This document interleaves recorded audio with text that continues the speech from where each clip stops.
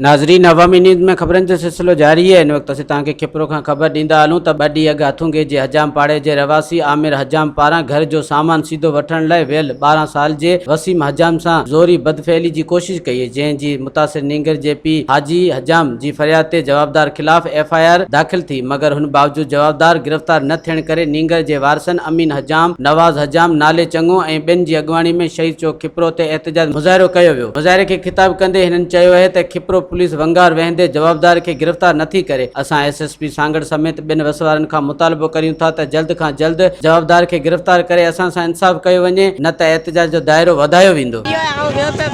अरे तो घर तो तू शइ वठी आऊं वियो शइ वठण ई को डेफिनेट लिखियो वेठो हिन मूंखे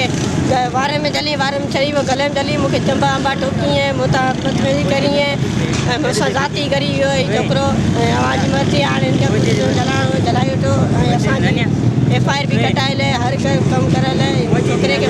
पुलिस बीहारी पुलिस कार्रवाई कोन थी करे बाटो हिनखे जेको इंसाफ़ खपे ऐं आमिर हजाम ज़ाती कई आहे असां बिल्कुलु ज़ाती कई आहे,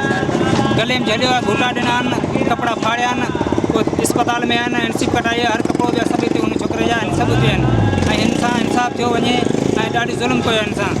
इंसाफ़ खपे आमिर हजाम खे हींअर जो हींअर गिरफ़्तार कयो वञे। NC कटाए लाइ 4 बार NC कटाई आहे, अञा ताईं गिरफ़्तार न थियो आहे।